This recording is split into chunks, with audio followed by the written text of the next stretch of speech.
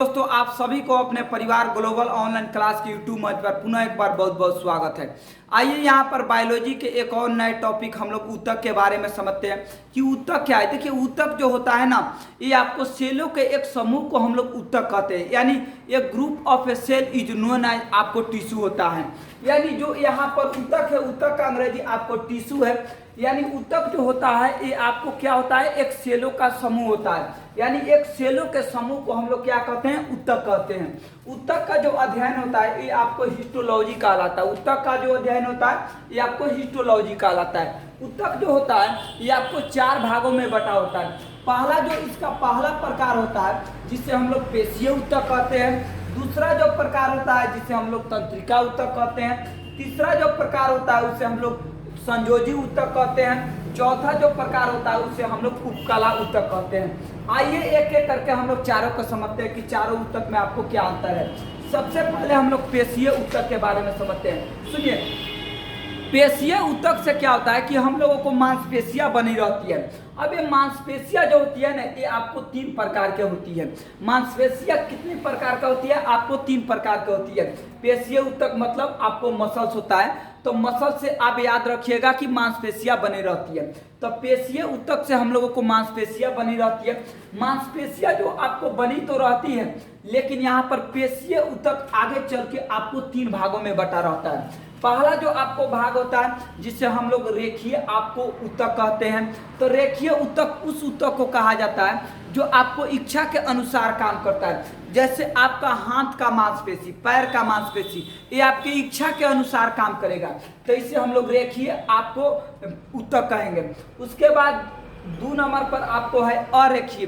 तो अरेखीय आपको ऊतक ऐसे ऊतक को कहा जाता है जो आपको इच्छा के अनुसार काम नहीं करता है। जैसे आपको पेट है, आपको पेट में जो गुर्दा है, आपको किडनी है, लीवर है, ये जितना भी आपको पेट के अंदर का जो आपके शरीर के अंदर का जो आपको पार्ट है, ये आपकी इच्छा के अनुसार तो काम नहीं करेगा।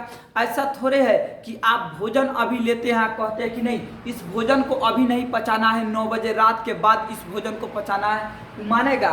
आप जैसे भोजन लिए उसका काम है पचाना, वो अपना पचाने का काम शुरू कर देता है। या फेफड़ा हुआ, ये आपको दिल हुआ, ये आपको इच्छा के अनुसार काम नहीं ना करेगा, ये आपके अपने इच्छा के अनुसार काम करता है। यानी आपके इच्छा के अनुसार काम नहीं करता है। तो जो इच्छा के अनुसार काम करता है उसे आपको रेखीय ऊतक, और जो इच्छा के अनुसार काम नहीं करता है उसे आपको अरेखीय ऊतक। अरेखीय ऊतक का ही आपको पार्ट होता है कौन, आपको हृदय होता है। तो आप समझ गए कि पेशीय ऊतक क्या होता है। तो पेशीय ऊतक उस ऊतक को कहा जाता है जिससे हम लोगों को मांसपेशी बना होता है। जैसे जिसके शरीर में आपको पेशीय ऊतक आपको अधिक रहेगा, जैसे मान लीजिए जितना भी लोग आपको जिम करते हैं, ये आपको चोट लगने से भी बचाता है। जैसे एक कोई जिम करता है तो देखते हैं उसका पूरा जो मांसपेशी होता है उसके शरीर का, यहाँ पर मांस, यहाँ पर मांस, पूरे उसके शरीर पर मांस आपको भर जाता है। अगर उसको मारिएगा ना तो उसको आपको कम चोट लगता है।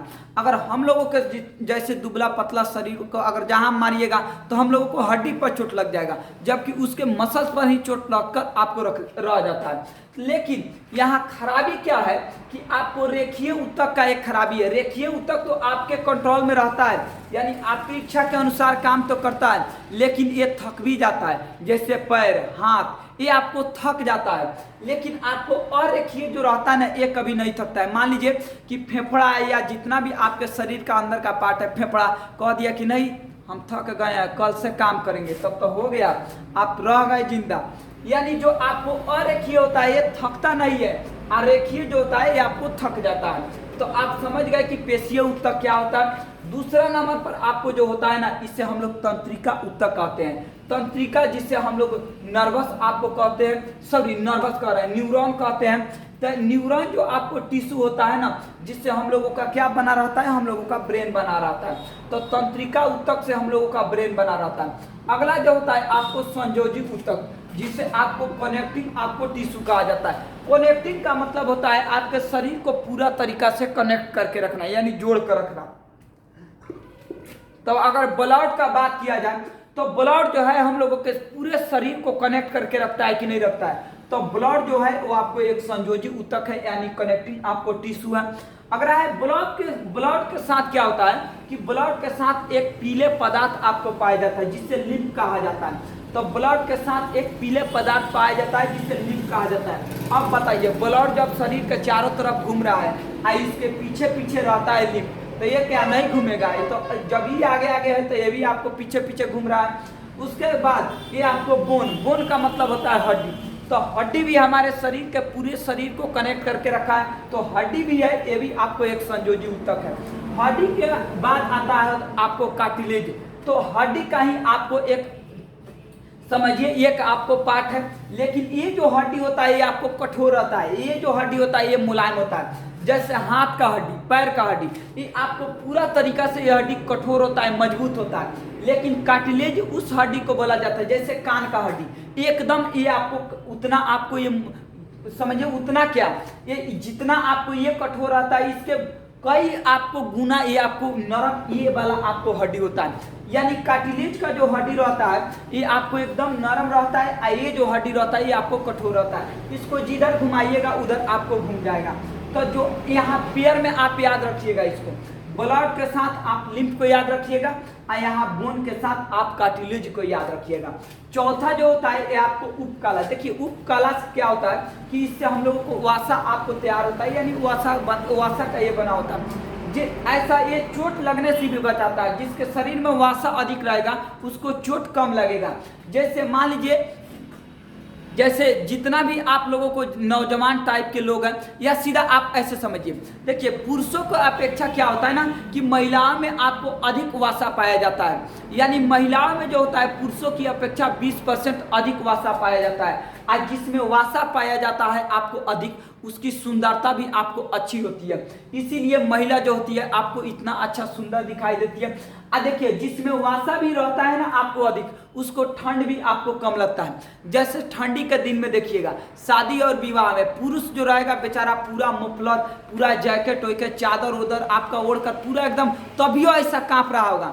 लेकिन महिला सबको देखिएगा, एक आपको साड़ी पहने रहेगी और बीच में ऐसे एगो कटवाई रहेगी, लगता है कि वो एयरपोर्ट है, और उसमें भी पूरे एकदम पूरा लहराती रहेगी। तो ये जो होता है ना महिलाओं के शरीर में पुरुषों की अपेक्षा वासा अधिक होने के चलते उनको आपको ठंड कम लगता है।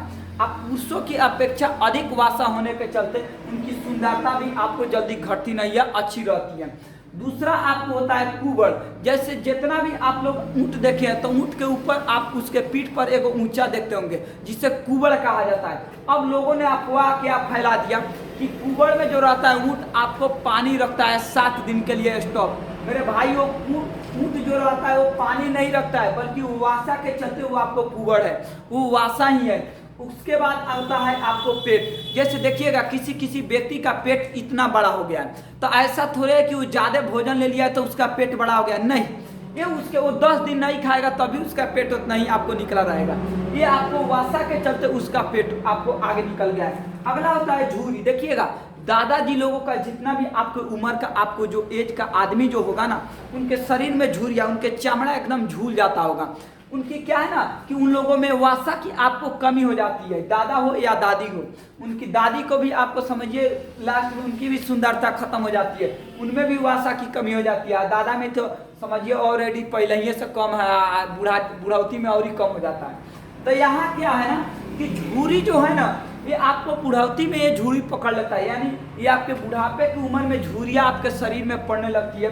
इससे क्या होता है ना कि आपके जो शरीर के यहाँ जो चमड़ा है हम लोगों का, ये जो स्किन है ना, स्किन को हम लोगों के अंदर आपको वासा भरा हुआ है। अब ये वासा रहता है ना, ये आपको टान कर रखता है स्किन को।